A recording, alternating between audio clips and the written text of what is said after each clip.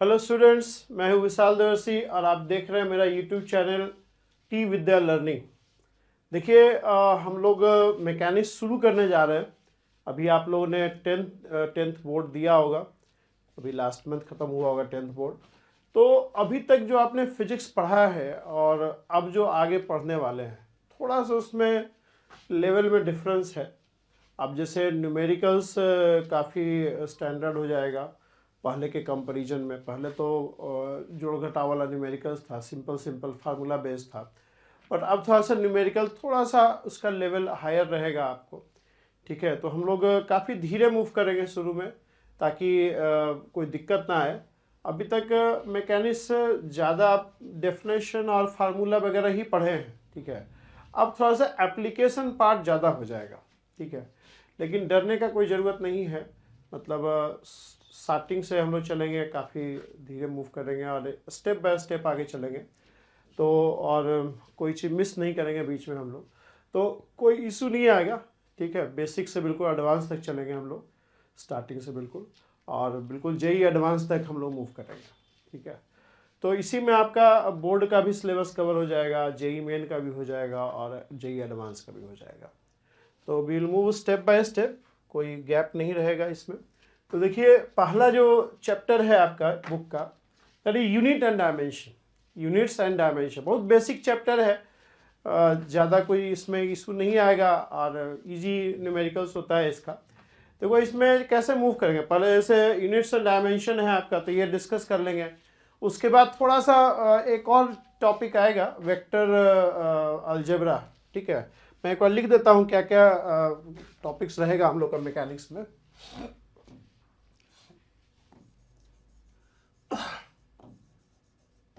देखिए, मैकेनिक्स का mainly topics क्या क्या होंगे ये समझिए। मैकेनिक्स में एक तो आपका यूनिट्स एंड डायमेंशन हो गया, यूनिट्स एंड ये चैप्टर है, सिंपल चैप्टर है बिगिनिंग का। उसके बाद हम लोग नेक्स्ट चैप्टर पढ़ेंगे vector algebra. Then we will have a chapter of kinematics. Kinematics थोड़ा बहुत आप लोग पढ़े होंगे, जैसे वो सब पढ़े होंगे आप, v equals to u plus a t, v square equal to u square plus 2s, ये सब लॉज ऑफ मोशन जो है वो आप पढ़े होंगे। इसमें एक टॉपिक ऐड करेंगे हम लोग, प्रोजेक्टाइल। ठीक है, रिलेटिव वेलोसिटी का टॉपिक रहेगा। और न्यूमेरिकल्स ऐसा हम लोग करेंगे कि न्यूमेरिकल्स आपका सॉल्व हो जाए, और न्यूमेरिकल्स वो लेंगे जिससे हम लोग फिजिक्स का कॉन्सेप्ट समझ पाए। ठीक है, काइनेमैटिक्स हो गया। Then will have Newton laws of motion, Newton laws of motion. Then the next chapter would be friction. फिर हम लोग देखेंगे सर्कुलर मोशन,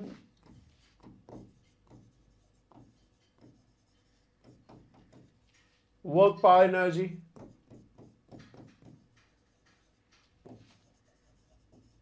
ये सब समझेंगे हम लोग। थोड़ा बहुत आप डेफिनेशन सब पढ़े होंगे 9-10 में ना, डेफिनेशन तो सबका आपको आता होगा, वर्क पावर एनर्जी ये सबका। फिर भी हम लोग वो सब इंक्लूड करेंगे अपना टॉपिक में। Then we'll have centre of mass and collision. इसी में हम लोग वेरिएबल मास सिस्टम ही देखेंगे।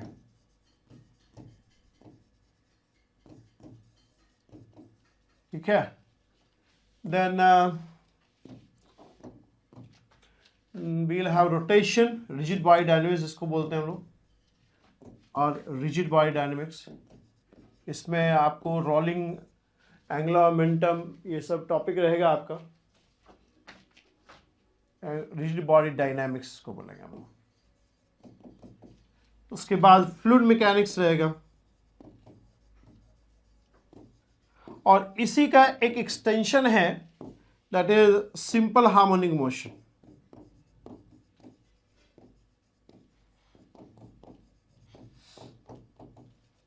ठीक है, ये सब टॉपिक देखो मैकेनिक्स में रहेगा हम लोग का।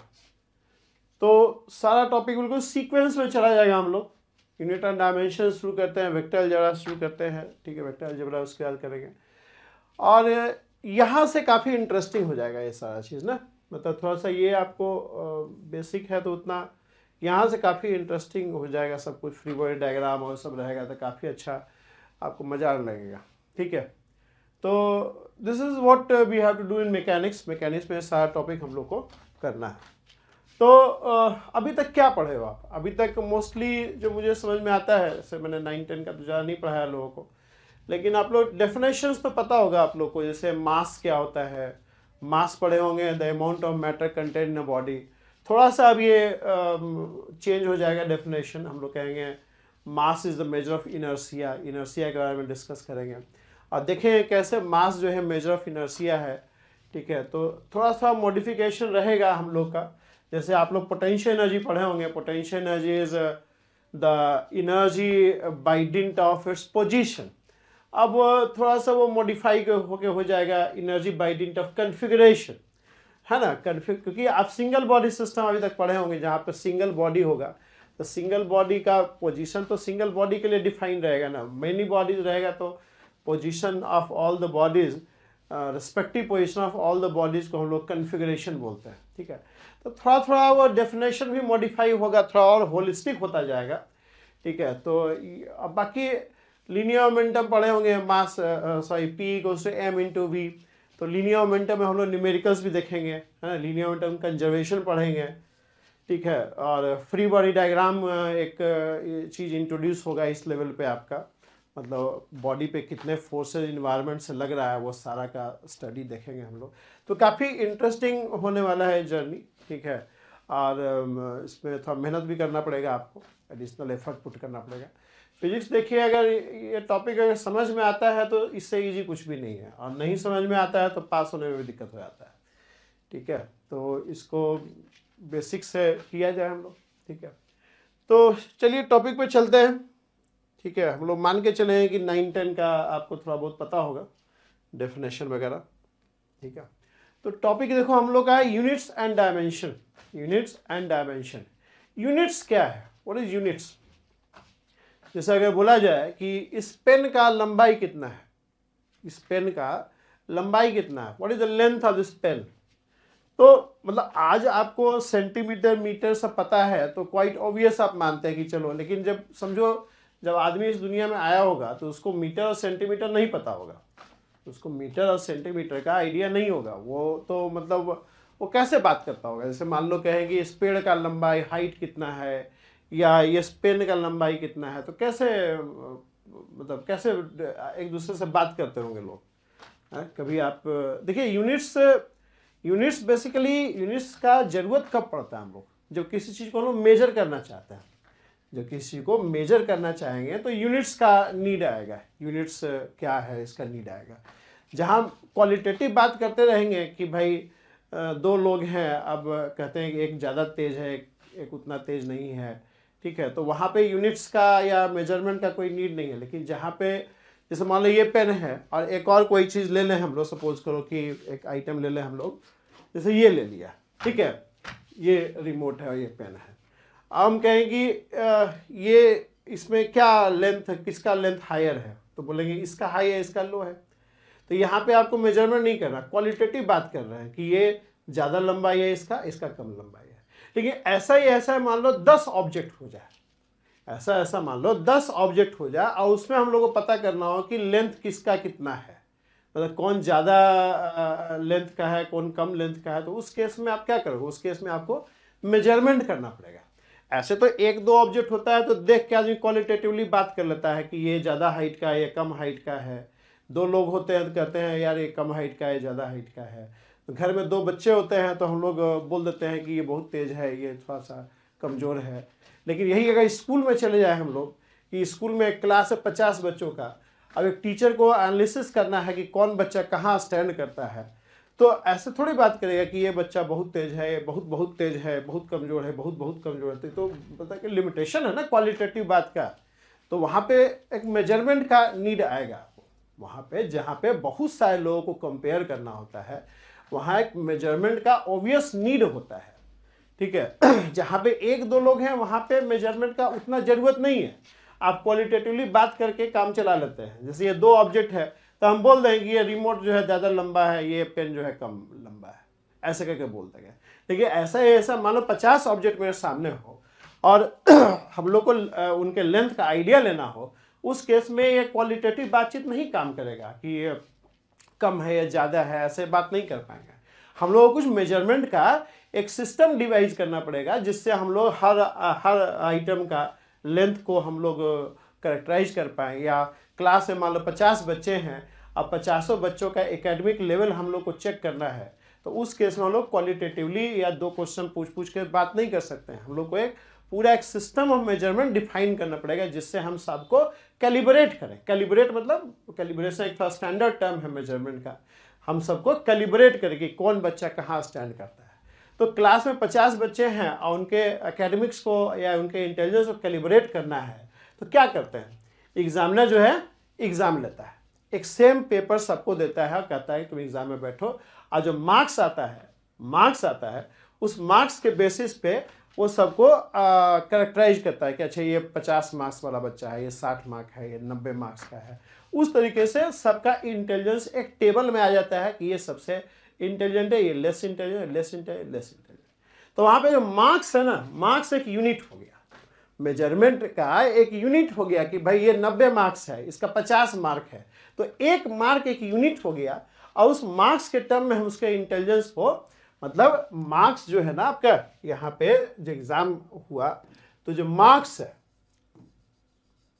ये यूनिट हो गया, ठीक है। अब मान लो कई बच्चे हैं ABCDE, तो अब सबका जो इंटेलिजेंस है उसको लोग कैरेक्टराइज कर रहे हैं कि ये 10 मार्क है, मार्क ये यूनिट है और एक स्केलर है कि 10 मार्क है, ये 20 मार्क्स आया है इसका, ठीक है, ये बच्चा 90 मार्क्स है।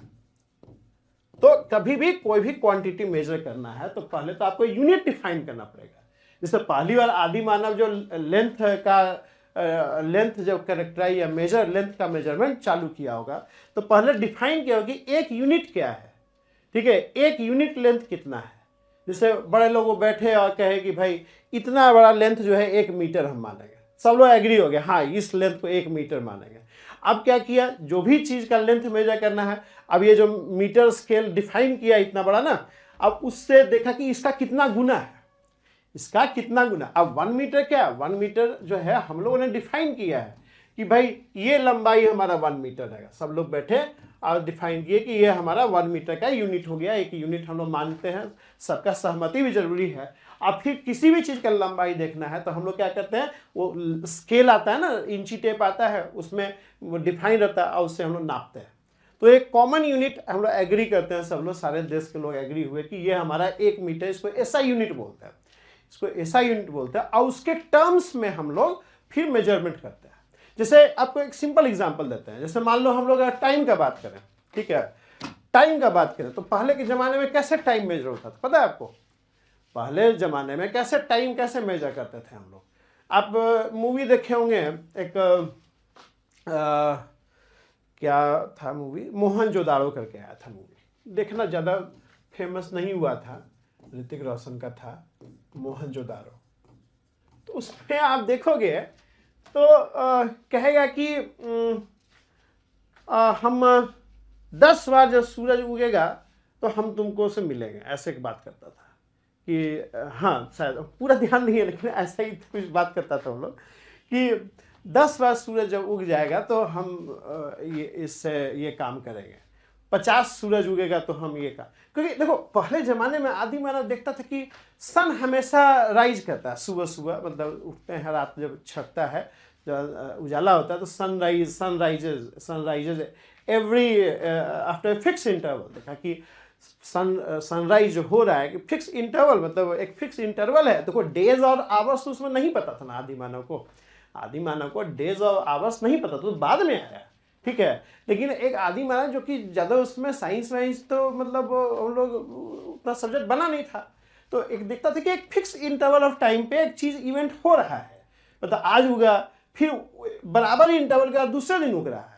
तो क्या किया उसने, क्या किया कि सूरज के उगने के डिफरेंस को एक यूनिट मान लिया कि भाई आज सूरज उगा, फिर अगले दिन उगा, फिर दिन भी नहीं पता था लोगों को, लोगों को दिन भी नहीं पता था, ठीक है, कि एक दिन क्या होता है। उसी को डिफाइन किया कि जब सूरज उग रहा है तो 2 बार जो सूरज उग रहा है एडजेसेंट, तो उसके बीच का जो डिफरेंस है उसको एक यूनिट मान लिया, ठीक है। अब बात करने लगा ऐसे कि अच्छा ठीक है, छः सूरज जब उगेगा तो हम लोग ये काम करेंगे, या एक हम लोग सभा ऑर्गेनाइज करना है, तो ठीक है आज हम लोग मिले हैं, अब 30 बार जब सूरज उग जाएगा तो हम लोग फिर से वो मीटिंग करेंगे।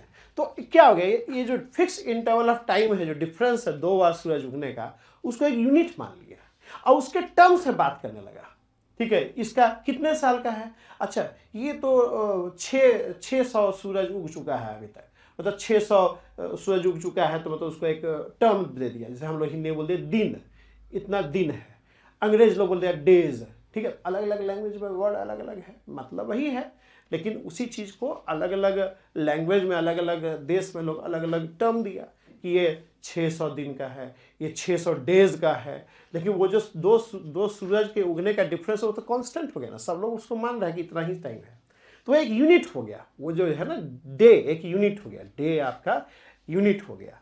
अब बाद में जैसे जैसे डेवलपमेंट हुआ, लोग बिजी होता चला गया, बहुत सारा काम होने लगा, इकोनॉमिक एक्टिविटी बढ़ने लगा, व्हील बन गया, ठीक है। मतलब सबसे बड़ा डेवलपमेंट देखिए क्या है कि चक्का बना, व्हील बना, तो व्हील बनने से काफ़ी एडवांसमेंट आया, लोगों का मूवमेंट फास्ट हो गया, फायर डिस्कवरी हो गया, फायर डिस्कवर हो गया, तो धीरे धीरे चीज़ें बढ़ती चली गई। और क्या है कि मतलब इकोनॉमिक एक्टिविटी बढ़ने लगा, व्हील आ गया तो लोग सामान यहाँ से वहाँ आराम से ले जाने लगे, ट्रेड बढ़ने लगा, अलग अलग सभ्यता था उसमें, Mohenjodaro, Mesopotamian civilization, Egyptian civilization, Chinese civilization, 4 civilization main civilization थे। इंडस वैली सिविलाइजेशन हम लोग का हो गया ना, मोहनजोदाड़ो हड़प्पा, तो उसी समय था इंडस वैली सिविलाइजेशन। तो चूंकि व्हील आ गया तो थोड़ा सा मूवमेंट फास्ट हो गया, तो लोग क्या है कि मतलब ट्रेड भी करने लगे, तो इकोनॉमिक एक्टिविटी बढ़ने लगा।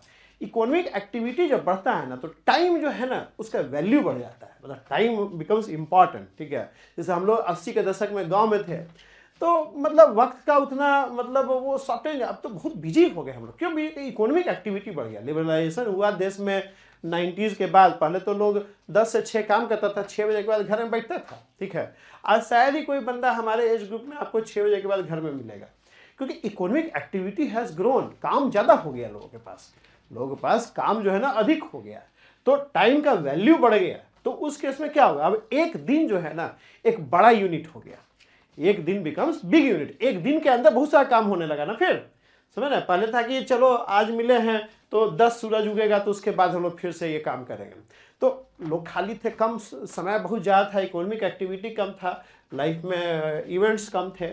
अब क्या होगा, जैसे जैसे लाइफ बिजी होने लगा तो एक दिन में 4-5 काम करने लगे कि अरे यार सुबह है भी हुआ, अभी सूरज उगा है, सूरज डूबेगा तो एक काम करेंगे हम लोग। तो अब क्या हो गया, एक दिन को 2 भाग में डिवाइड कर दिया, भाई सूरज उगा, सूरज डूबा, फिर सूरज उगा, तो हाफ डे। फिर लोग पहर में डिफाइन करने लगा कि भाई एक दिन जो एक दिन है उसको 8 पहर में डिवाइड कर दिया, 2 पहर है, तीसरा पहर है, चौथा पहर है, ऐसे पहर बोलने लगे लोग। इंडिया में तो ऐसी था ना, मतलब 8 पहर मतलब हो गया 3-3 घंटे का एक पहर हो गया। सो अभी भी हम लोग यूज करते हैं 2 पहर, मतलब 2 पहर बीत गया, मतलब 6 बजे अगर सूरज उग रहा है तो 6-3 9 एक पहर बीत गया, 9 से 12 एक पहर और बीत गया, 12 बजे का हम लोग बोलते हैं 2 पहर हो गया, 2 पहर है, 2 पहर, ठीक है। तो इंडिया में पहर का कॉन्सेप्ट आ गया, सेकेंड तो अंग्रेज लोग लाया है, ठीक है। तो हम लोग के यहाँ तो ऐसे ही था, पहर और डिस्टेंस को हम लोग क्या बोलते थे, एक कोस 2 कोस ऐसे हम लोग बोलते थे। मीटर और ये सब बाद में आया, बहुत स्टैंडर्डाइजेशन तो बहुत बाद में हुआ है, पहले तो ऐसे ही मेजरमेंट होता था। और जो वेट होता था, वेट को हम लोग एक सेर, एक पसेरी ऐसे करके हम लोग गांव में बोलते थे, ठीक है। तो अब पता नहीं आपको याद भी पता नहीं होगा, लेकिन पहले ऐसे ही होता था, एक सेर, 1 पाव, 2 पाव, है ना, ऐसे दूध लेते थे, 1 पाव है, 2 पाव है। तो इस तरह से मेजरमेंट, इकोनॉमिक एक्टिविटी बढ़ने लगा, तो यूनिट जो है ना, जो यूनिट था वो बड़ा दिखने लगा, उसको छोटा यूनिट में डिवाइड करना लोग चाहा कि नहीं यार, अब तो चूंकि एक दिन में बड़े सारे काम हो रहे हैं, अब 4 मीटिंग एक दिन में कर रहे हैं, तो कैसे दिन तो बहुत बड़ा यूनिट हो गया ना, अब उसको ऐसे थोड़ी बोलेगा 1/4 डे, 1/6 डे, उससे अच्छा एक छोटा यूनिट डिफाइन कर दो। तो इस तरह से यूनिट का डेवलपमेंट, इस तरह से मेजरमेंट की वजह से यूनिट का डेवलपमेंट हुआ। ठीक है, 1 सेकंड में आ गए हम लोग। अब जैसे बहुत ज़्यादा ट्रेड बढ़ गया, अब बड़ा मुश्किल होता था। लोग क्या किया कि कहीं पे एक दिन को 8 पहर में डिवाइड किया, कहीं किसी देश में एक दिन को कई मतलब 12 पहर में डिवाइड कर दिया। पहर कुछ और वर्ड बोलता होगा, तो इस तरह से बड़ा मिसमैच होने लगा, क्योंकि कम्युनिकेशन में ये सब दिक्कत करेगा। तो बाद में जब लोग मिले, लोग काफ़ी कम्युनिकेट करने लगे, एक दूसरे से संपर्क में आए, तो एक स्टैंडर्डाइजेशन का नीड फील हुआ लोगों को। अब ट्रेड करोगे आप, अब कहोगे कि हमारा एक ये यूनिट है वेट का, जैसे एक शेर पसेरी ऐसे यूज होता था गांव में हम लोग का। अब अंग्रेज जो है किलो यूज कर रहा है, तो अब क्या करेगा, लोग बैठेंगे बड़े लोग हर देश के और कहेंगे यार एक कॉमन सिस्टम डिफाइन करो कि चलो एक डिफाइन करते हैं वेट का, 1 किलो मास का 1 kg। अब 1 kg एक डिफाइन किया लोगों ने कि ये जो डेफिनेशन है, मतलब इतना सामान होगा, इतना वेट होगा, तो 1 kg उसको बोलेंगे। अब 1 kg लोगों ने स्टैंडर्ड डिफाइन किया, सारे देश के लोग एग्री हुए कि हाँ ठीक है, हम इसको 1 kg मानेंगे। अब वैसे मान लेंगे तो फिर ट्रेड आसान हो जाएगा ना, सब लोग आपस में एक ही लैंग्वेज में बात करेगा कि अच्छा 10 kg सामान हमको दे दो, इतना पैसा ले लो। अब ये मान लो 1 kg का डेफिनेशन ही अलग अलग होगा, तो बड़ा मुश्किल हो जाएगा। तो जैसे जैसे ट्रेड बढ़ा, जैसे जैसे लोगों का कम्युनिकेशन बढ़ा, लोगों ने यूनिट्स का स्टैंडर्डाइजेशन किया। ठीक है, अब टाइम का भी स्टैंडर्डाइजेशन किया कि भाई अब 1 सेकंड डिफाइन करो, छोटा यूनिट है। ठीक है, और बहुत बिजी लोग हो गए हैं, 1 सेकंड में लोग, अब कोई रेस 100 मीटर रेस दौड़ता है, उसके लिए तो 1 सेकंड ही बहुत बड़ा यूनिट हो जाता है। ठीक है, वो तो देखते हैं जो 100 मीटर रेस होता है तो घड़ी चलते रहता है, जल्दी जल्दी लास्ट वाला, वो 1 सेकंड का भी पार्ट होता है। तो 1 सेकंड डिफाइन किया कि ऐसा ही स्टैंडर्ड यूनिट डिफाइन किया, 1 सेकंड। इतना इंटरवल, इतना टाइम इंटरवल को हम 1 सेकंड बोलेंगे, इतना लेंथ को हम 1 मीटर बोलेंगे, 1 मीटर बोलेंगे, इतना वेट हो जाएगा तो उसको 1 kg बोलेंगे। तो इस तरह से वर्ल्ड वाइड लोगों ने बैठ के एक डेफिनेशन स्टैंडर्डाइज किया। ठीक है, कि अब से इतना जो मास होगा उसको 1 kg बोलेंगे, इतना लेंथ होगा उसको 1 मीटर बोलेंगे, और ये इंटरवल को 1 सेकंड बोलेंगे, और सब लोग वही मानेगा, सब लोग वही चीज को मानेगा। तो इस तरह से स्टैंडर्डाइजेशन हुआ। और फिर जो क्वांटिटीज है, फिजिकल क्वांटिटीज है, उसको in terms of that unit लिखने लगा कि भाई ये इतना मास 1 kg है। अब मान लो इतना बहुत बड़ा मास है, तो देखा कि ये 1 kg का कितना टाइम्स है, 1 kg का कितना टाइम्स है, तो बोला 10 kg है, मतलब जितना 1 kg में सामान आता है उसका 10 टाइम्स है, तो 10 kg हो गया। ये क्लास कितना देर चला, तो मतलब 1 घंटा चला, 1 घंटा मतलब हो गया 3600 सेकंड चला। 1 सेकंड में जो टाइम इंटरवल कंटेंट है उसका 3600 गुना टाइम बीत गया। ठीक है, तो इस तरह से हम लोगों ने मेजरमेंट का एक सिस्टम डिफाइन किया, इस तरह से मेजरमेंट का एक सिस्टम डिफाइन किया, एक स्टैंडर्डाइजेशन किया हम लोगों ने, और अलग अलग यूनिट्स डिफाइन किया। उसको स्टैंडर्ड यूनिट बोलते हैं, स्टैंडर्ड यूनिट बोलते हैं। जैसे मीटर डिफाइन किया, केजी डिफाइन किया, सेकंड डिफाइन किया, ताकि लोग आपस में बातचीत कर सकें, ट्रेड कर सकें, डिस्कशन कर सकें, है ना। अलग अलग लोग यूनिट यूज करेगा तो कैसे डिस्कशन होगा, सब अपना अपना लैंग्वेज में बात करेगा, अपना अपना यूनिट में बात करेगा, तो डिस्कशन नहीं हो सकता ना, तो ट्रेड भी नहीं हो सकता है, आवाजाही भी नहीं हो सकता है, बातचीत भी नहीं हो सकता है, ट्रेड भी नहीं हो सकता है। तो ये सब का नीड इसलिए फील हुआ मेजरमेंट का। तो मेजरमेंट, जहाँ मेजरमेंट आ जाता है वहाँ पे यूनिट का एक नीड फील हो जाएगा। अब देखो फिजिकल क्वांटिटीज है, फिजिकल क्वांटिटीज भी कई सारे हैं। अब आप लोग तो देखो पढ़े होंगे, momentum, mass, length, time, potential energy, kinetic energy, ये सब पढ़े होंगे ना, mgh, हाफ mv², ये सब बड़े सारे आप फिजिकल क्वांटिटी पढ़े होंगे। हीट, और क्या पढ़े हो, time period of simple pendulum पढ़ेंगे, 2π√L/g। ठीक है, तो ये सब बड़े सारे फिजिकल क्वांटिटी पढ़े होंगे आप लोग। अब देखो फिजिकल क्वांटिटी तो बहुत सारा है फिजिक्स में। तो फिजिकल क्वांटिटी एंगुलर मोमेंटम है, लीनियर मोमेंटम है, काइनेटिक एनर्जी है, पोटेंशियल एनर्जी हो गया, और भी है विस्कोसिटी है, सरफेस टेंशन है। यहाँ तो आप 10+2 में आ गए तो बहुत सारा फिजिकल क्वांटिटी देखने को मिलेगा हम लोग को। ठीक है, तो अब उसमें कुछ क्वांटिटीज है जो कि बहुत बेसिक है, जिसके टर्म्स में बाकी फिजिकल क्वांटिटीज हम लोग एक्सप्रेस करते हैं। जैसे बेसिक फिजिकल क्वांटिटी की अगर बात करें हम लोग, तो लोगों ने बेसिक फिजिकल क्वांटिटी मतलब उनके बीच में कोई रिलेशन नहीं रहेगा। अब बाकी फिजिकल क्वांटिटी उसके टर्म्स वाला लिखेंगे, ठीक है। तो देखिए बेसिक फिजिकल क्वांटिटी लोगों ने डिफाइन किया, बेसिक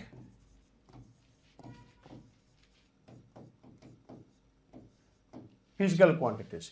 अब बेसिक फिजिकल क्वांटिटीज क्या है?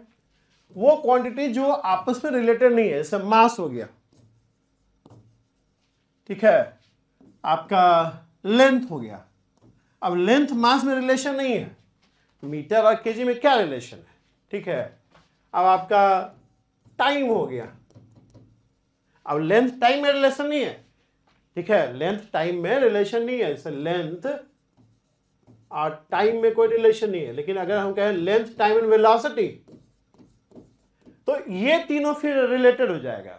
तो इसमें से दो ही अनरिलेटेड, दो ही बेसिक मान सकते हैं। लेंथ टाइम एंड वेलोसिटी है, तो लेंथ टाइम वेलोसिटी में कोई दो को ही आप बेसिक मान सकते हो, तीनों को नहीं मान सकते हो। क्यों? क्योंकि वेलोसिटी का और लेंथ टाइम में रिलेशन है। वेलोसिटी क्या है? डिस्टेंस अपॉन टाइम, मतलब लेंथ अपॉन टाइम, ठीक है। तो लेंथ टाइम को अगर बेसिक मान लियो तो वेलोसिटी को बेसिक नहीं मानोगे, क्योंकि velocity can be expressed in terms of length and time. Velocity can be expressed in terms of length and time, ठीक है। तो या तो वेलोसिटी टाइम मान लो, फिर लेंथ को हम लोग वेलोसिटी और टाइम में टर्म्स में एक्सप्रेस कर लेंगे। अगर आप यहाँ वेलोसिटी टाइम लिखोगे तब भी चलेगा, ठीक है। फिर उसके इसमें लेंथ आपका बेसिक नहीं रह जाएगा।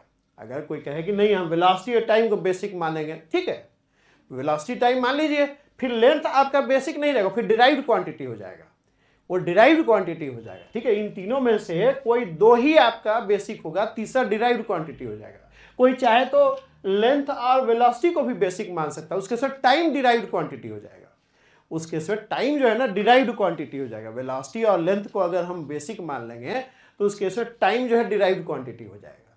तो आपको बेसिक क्वांटिटी में वो क्वांटिटी रखना है जिनके बीच में कोई रिलेशन नहीं हो, ठीक है। अब आगे जाएंगे तो इलेक्ट्रिसिटी मैग्नेटिज्म आ जाएगा, तो उसमें एम्पियर ले लिया लोग, ठीक है। अब एम्पियर ले लो या कूलम ले लो। अगर कूलम ले लोगे तो एम्पियर नहीं लोगे, क्योंकि कूलम और टाइम, फिर कूलम और टाइम के टर्म्स में हम लोग एम्पियर एक्सप्रेस कर सकते हैं। एम्पियर क्या है? I equals to q by t, पढ़े होंगे आप लोग, है ना। तो आई टी क्यू, अब आई और टी को ले लो, या क्यू और टी को बेसिक ले लो, या आई और क्यू को ले लो। अगर आई और क्यू को ले लोगे तो फिर टाइम बेसिक नहीं ले सकते हो आप, बस समझ रहे। इन तीनों में से कोई दो ही बेसिक हो सकता है। तो अगर मान लो एम्पियर ले लेते हैं तो जो कूलम हो जाएगा, वो चार्ज हो जाएगा, वो आपका डिराइव क्वांटिटी में आ जाएगा। तो अगर एम्पियर रख लेते तो एम्पियर रख लीजिए यहाँ पे, ठीक है। फिर आपका और क्या आएगा? हीट में जाएंगे तो टेम्परेचर रख सकते हैं। Temperature will be A basic quantity, temperature, ठीक है, टेम्परेचर।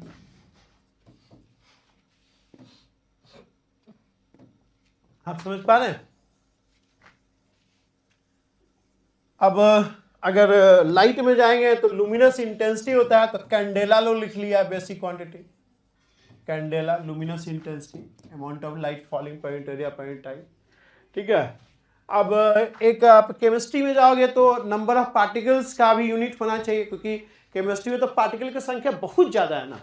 आप मतलब पार्टिकल का संख्या जो है, अगर मान लो गैसेस सिस्टम लेते हैं तो गैसेस सिस्टम में नंबर ऑफ एच एटम तो इस रेंज में है। ये तो बहुत बड़ा, बार बार इसको बोलना कि भाई ये गैसेस सिस्टम है, इसमें 6 × 10⁻23 पार्टिकल्स है, या 10 × 10⁻23 पार्टिकल्स है, या 50 × 10⁻23 पार्टिकल्स है। ये तो बहुत मुश्किल काम है, ये तो बहुत मुश्किल काम है। तो लोगों ने क्या किया कि एक बहुत बड़ा यूनिट डिफाइन कर लिया कि 6.023 × 10⁻23 पार्टिकल होगा, तो इसको हम एक मोल बोलेंगे, एक मोल बोलेंगे। जैसे मान लो हम अंबानी का बात करें तो बहुत बिलियनियर टाइप का लोग है, बहुत लेविश लाइफस्टाइल जी रहा है लोग, ठीक है। तो मतलब बहुत पैसा है, बहुत पैसा है। अब अगर पैसा हम लोग कहें कि कितना पैसा है, अब मान लो हम कहें कि भाई आज the wealth of Ambani is this and after 1 year the wealth become this, ठीक है। अगर उस तरह का कंपेरिजन करें हम लोग, तो अब पता नहीं जीरो बैठाते बैठाते तो आपका हाथ दर्द करने लगेगा, ठीक है। तो उन लोगों के लिए लोगों ने एक यूनिट डिफाइन किया कि 1 बिलियन, है ना। अब बिलियन लिखते ही वो नंबर जो है ना हम लोग के रेंज में आ जाता है कि 50 बिलियन डॉलर है, 40 बिलियन डॉलर, तो 50-40 हम लोग के रेंज में आ जाता है। तो बिलियन डिफाइन, बिलियन उन लोगों के लिए यूनिट है, हम लोग के लिए नहीं है, ठीक है। तो बड़े लोग जो अमीर लोग हैं उनके लिए हम लोग डिफाइन करते हैं बिलियन यूनिट, 1 बिलियन डॉलर। अब बिलियन के टर्म्स में आ जाएगा 50-40, तो 50-40 हम लोग के लाइफ का रेंज में आ जाता है। तब कहते हैं इस साल 50 बिलियन डॉलर है, अगले साल 60 बिलियन डॉलर हो गया, तो 10 बिलियन बढ़ गया। तो ये बिलियन जो है ना हम लोग को उनके वर्ल्ड में लेके चला जाता है, ठीक है, उन लोग के वर्ल्ड में लेके चला जाता है। तो ऐसा ही हम लोग गैसेस सिस्टम का बात करेंगे तो गैसेस सिस्टम में number of particles are huge, मतलब हम लोग के वर्ल्ड में तो इतना पार्टिकल हम देखते ही नहीं है, ठीक है। तो हम लोग क्या करते हैं कि इनके वर्ल्ड के लिए, इनके वर्ल्ड के बारे में बात करने के लिए हम लोग एक डिफाइन कर देते हैं 1 मोल, 1 मोल। अब मोल बोलते ही हम लोग अपने आप को उस वर्ल्ड में लेके चले जाते हैं। अच्छा 2 मोल गैसेस सिस्टम पार्टिकल्स है, 3 मोल है, इतना और जोड़ दोगे तो 4 मोल हो जाएगा। तो मोल भी एक मतलब जो system of large number of particles है गैसेस सिस्टम वगैरह, तो उसको हम लोग मोल, उनके लिए एक डिफाइन किया टर्म मोल, यूनिट मोल, ठीक है। तो 1 मोल है, बहुत सारा पार्टिकल हो गया, तो उसी के टर्म से हम लोग बात करते हैं। 2 मोल है, 3 मोल है, 4 मोल है। इसलिए यहाँ पे हम लोग बात करें 50 बिलियन डॉलर, 60 बिलियन डॉलर, इसका वेल्थ घट गया, 50 से 40 हो गया, 10 घट गया। तो 10, 5, 20 हम लोग का रेंज का, हम लोग के वर्ल्ड का मतलब आइटम है, तो हम लोग ज़्यादा अच्छा अप्रिशिएट कर पाते हैं।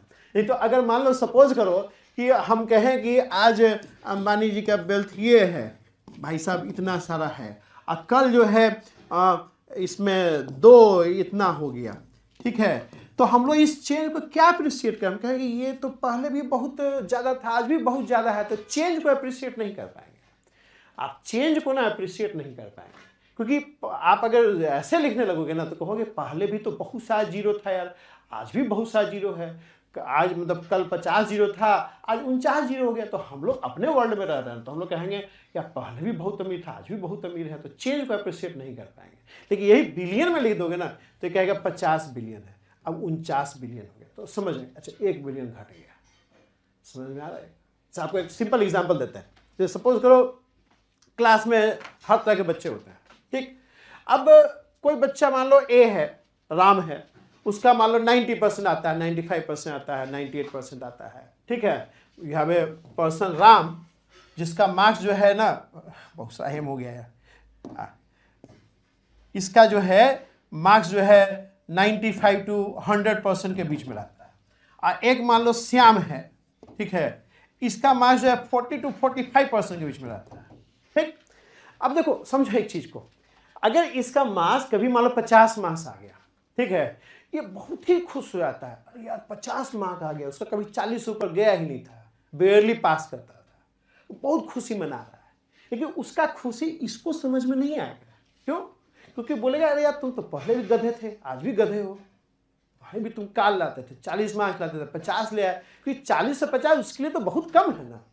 तो वो इसके हैप्पीनेस को अप्रिशिएट नहीं कर पाता, ठीक है, उसके हैप्पीनेस को अप्रिशिएट नहीं कर पाता। और यही नहीं, ये आदमी भी इसके हैप्पीनेस को या इसके सौरों को अप्रिशिएट नहीं कर पाता है। देखो कोई बंदा 98% लाता है, अब उसका 98 से फॉल करके 97% हो जाता है, वो बहुत दुखी हो जाता है, अरे यार 1 मार्क कहाँ चला गया, कहाँ से कट गया यार।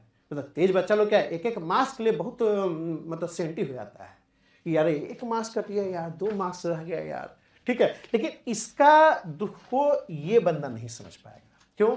क्यों बोलेगा तुम तो पहले भी महान थे, आज भी महान हो, क्योंकि उसके लिए तो 98, 97 अनअचीवेबल टास्क है।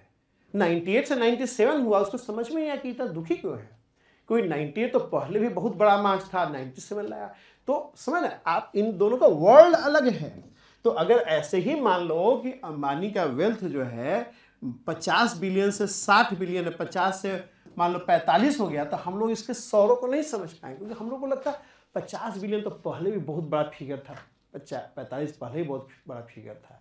लेकिन अब बिलियन में आ गया तो आप फिर भी समझ लें कि 5 बिलियन घटा है। लेकिन अगर जीरो के टर्म से लिखोगे तब तो आपको बिल्कुल नहीं समझ में आएगा कि क्या घटा क्या बढ़ा हो। तो पहले भी इन्फिनिटी था तुम्हारे पास, आज भी इनफाइनाइट रुपीज है, ठीक है। अगर जीरो एब्सोल्यूट टर्म से बात करोगे तो आप उसके चेंज को अप्रिशिएट नहीं कर पाओगे। लेकिन अगर यही यूनिट के टर्म में एक्सप्रेस कर दोगे तो 4, 5, 10 आपके वर्ल्ड का मतलब का चीज़ हो गया, तो उसको आप अप्रिशिएट कर पाओगे। अब हमको ये नहीं पता कि आप कितना समझ रहे हो, लेकिन I am trying my best कि आपको समझ में आया। नहीं समझ में चलेगा, 40-50% में समझ रहे हैं तो भी चलेगा।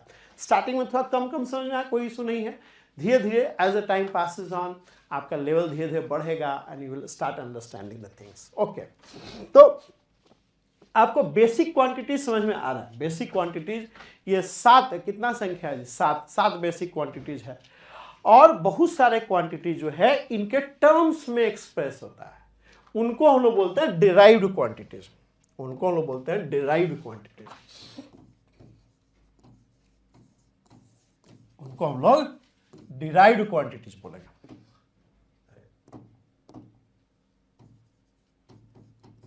जैसे बेसिक क्वांटिटी क्या हो गया, मास, लेंथ, टाइम, एम्पियर, करंट मतलब कैंडेला, टेम्परेचर, मोल। डिराइव क्वांटिटी जो इसके टर्म्स में लिखा है, जैसे वेलोसिटी, वेलोसिटी में क्या लिखते हो, length upon time. Length upon time इसको ऐसे लिखेंगे, डायमेंशन, डायमेंशन इसका हो जाएगा वेलोसिटी का, इसका डायमेंशन भी लिखो। इसका डायमेंशन m इसको लिखते हैं, इसको l लिखते हैं, इसको टाइम लिखते हैं, इसको एम्पियर को क्या लिखोगे, एम्पियर को a लिख दो, कैंडेला को c लिख दो, टेम्परेचर t, मोल n, मोल क्या लिखोगे, n नॉट। तो अब वेलोसिटी को क्या लिख सकते हो, वेलोसिटी का डायमेंशन क्या हो जाएगा, इसमें लेंथ 1 टाइम्स हो जाएगा, ठीक है, और टाइम -1, ये डायमेंशन हो जाएगा। मतलब सारे क्वांटिटीज को इसके टर्म्स में लिखा जा सकता है। LT-1 वेलोसिटी का डायमेंशन क्या हो गया। आप चूंकि इक्वालिटी नहीं लिख सकते तो ऐसा लिख दो आप, दिस इज डायमेंशन, वेलोसिटी का डायमेंशन ये हो गया आपका। एक्सेलरेशन का बात करें तो एक्सेलरेशन क्या है, length upon time square, velocity by time होता है ना, तो ये हो जाएगा LT-2, इसका डायमेंशन एक्सेलरेशन को हो जाएगा LT-2। मोमेंटम का डायमेंशन क्या हो जाएगा, मोमेंटम P इज mv, ठीक है, तो P का डायमेंशन हो जाएगा आपका m हो गया तुम्हारा m मास, और v हो गया LT-1, तो ये सब डायमेंशन हो गया। मतलब बाकी सब क्वांटिटी का जो डायमेंशन है इसके टर्म से लिखा है सर, ये बेसिक क्वांटिटी हो गया, ये डिराइव्ड क्वांटिटी हो गया। बाकी सबको इनके टर्म्स में लिख सकते हैं आप, इनके टर्म्स में लिख सकते हैं आप, ठीक है। तो ऐसे बोलता है dimension of P is mLT-1, ठीक है। इसके अलावा 2 और ऑक्सिलरी क्वांटिटीज है, वो है एक एंगल और एक है सॉलिड एंगल। अब एंगल और सॉलिड एंगल को इनके टर्म्स में नहीं लिख पाओगे आप। एंगल को हम लोग बोलते हैं रेडियन के टर्म्स में, इसके यूनिट को रेडियन बोलते हैं, इसके डायमेंशन को रेडियन बोलते हैं, और इसको स्टेरेडियन बोलते हैं, ठीक है, स्टेरेडियन। तो इस तरह से देखिए यूनिट एंड डायमेंशन का उत्पत्ति हुआ, इस तरह से हम लोग वर्कआउट करते हैं। इसका जो है कुछ एग्जांपल्स हम लोग नेक्स्ट क्लास में देखेंगे। आज पहला क्लास है मैकेनिक्स का, तो let's don't make it so long, ठीक है, बोल हो जाएगा। धीरे धीरे हम लोग क्लास का लेंथ बढ़ता जाएगा, लंबाई, ठीक है, धीरे धीरे हम लोग अब थोड़ा सा यूज टू हो जाएंगे, तो the duration of class will increase. So we'll work on it in a next class, ठीक है। Okay, thank you.